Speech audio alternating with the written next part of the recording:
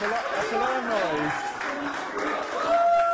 So, we're back again. This is very different because there are no screens behind me. This is an olden-fashioned, olden-day type game, which is played with cards and stuff like that. It's called Insane Robot Battle, and if you could tell us who you are and what company you're from. So I'm Rob Davis from Playniac in London, and it's old-fashioned and newfangled.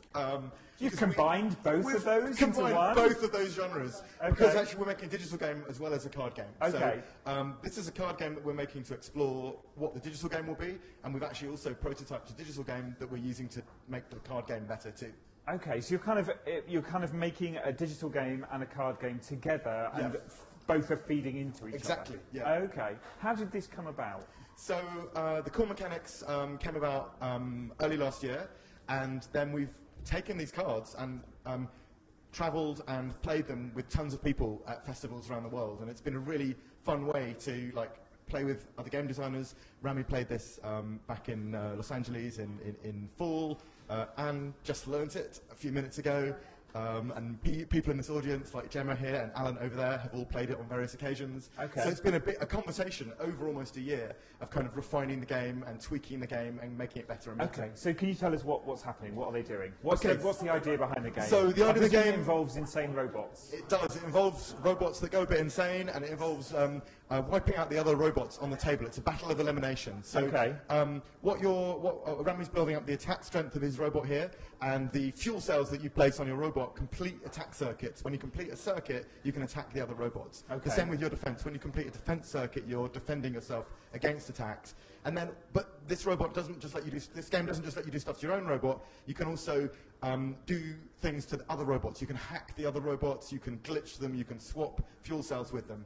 So there's lots of ways, as someone described it, where you can kind of be quite sneaky and do quite a lot of strategic moves against other players. Is it turn-based, or are they going at the same time? How does it work? It's turn-based for 2 to 4 players. Okay. And so, you go around the table and you each take it in turns. And in a turn, you can upgrade your robot, you can mod, which is like affecting other robots, and then you can attack a robot. Okay. And what have been your inspirations or influences for this game? Do you play a lot of card games? I play some card games. I play a lot of digital games. I mean, so I should say we come from making computer games, and really the starting point is making digital games and computer games.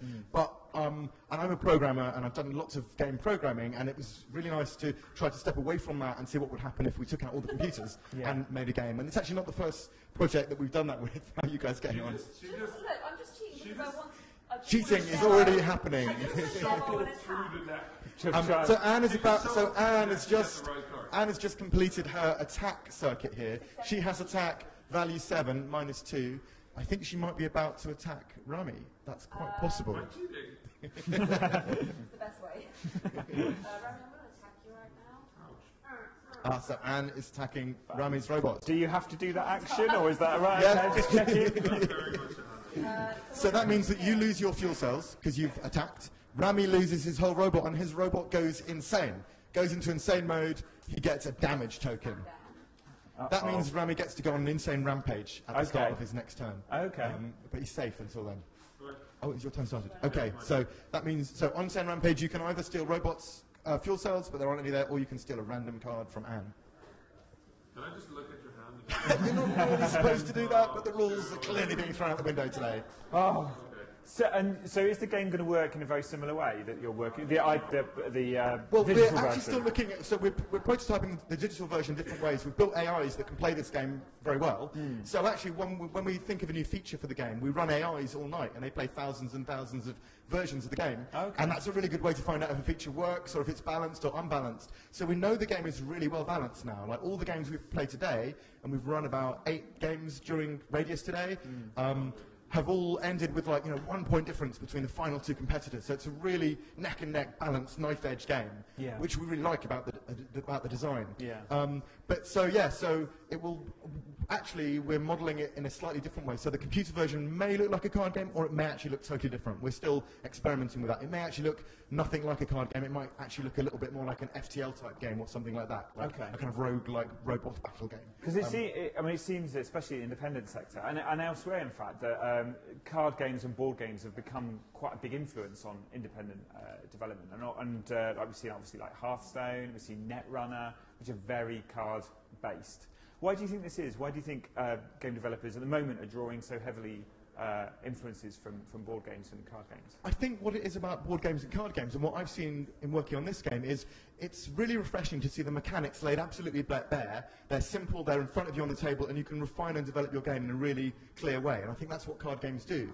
But I think that influence has gone both ways as well. So we've seen amazing digital games that don't look like card games, that have been very inspired by card or tabletop games. And that includes, as I think we were discussing earlier, like Henry Smith's Space Team.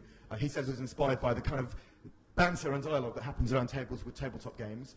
Michael Bro's fantastic games, Glitch Tank especially, it really is a card game you're playing, although he's kind of disguised that to some extent. And even 868 Hack has a lot of tabletop and card game feel to it, although it's a very different kind of game. So I think that there's all these influences work very well together.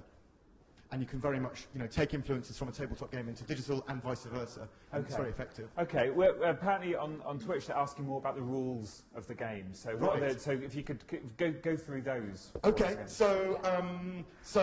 okay, I can't probably explain everything in the time we have. Well, you better. Oh, okay. All right, there is a manual. Somewhere there's a 20-page manual we've written as well. Okay. So, so what's going on here is there's robot upgrading happening. So people are upgrading their robots. Anne has got some defense here, but it's not a complete defense circuit, so it's 0. It's got attack here, but she can't attack yet until she completes the circuit. In a turn, you do 3 things. So first of all, you do an edit. Is someone doing? Whose turn is it?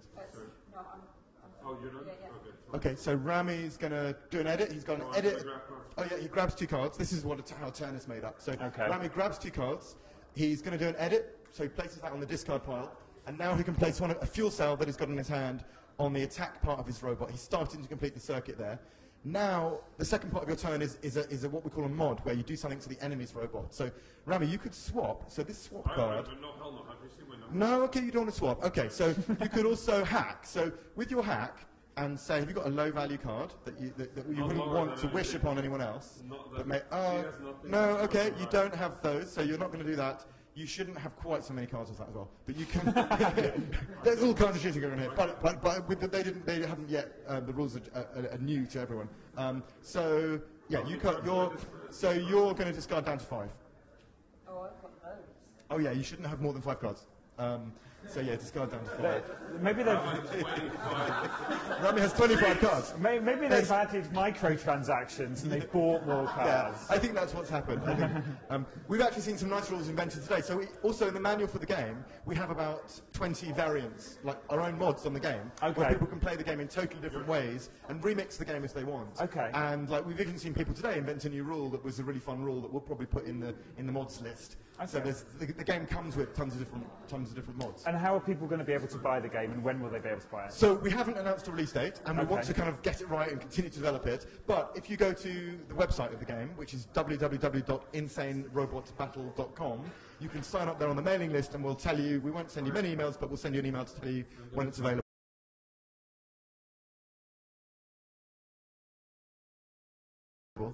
Rami is about to attack Anne. So he's got an attack strength of 9 plus 1, which is 10. So if it's greater than Anne's defense strength, now let's say Anne had that in there. I'm just cheating for you now. So Anne's got a defense strength of 5. However, Rami could place a boost card. So what Anne doesn't know is what Rami's boosts are like. Oh, he's going to play this one. You place that one face down. So you... What's your boost like? So you place a boost on the table and see if you can counter Rami's. She's only got a water pistol. That goes down. She's got a water pistol. Okay, Rami, you turn over your boost. Plus 3, so you're 9, 10, 11, 12, 13. And turn over your boost. 5, 6, 7, 8. You are defeated. Rami wins again. God damn it. Does Rami win every game that he plays? He's got like 40 cards. He has got 40 cards when he's supposed to have I 5. wasn't browsing the deck.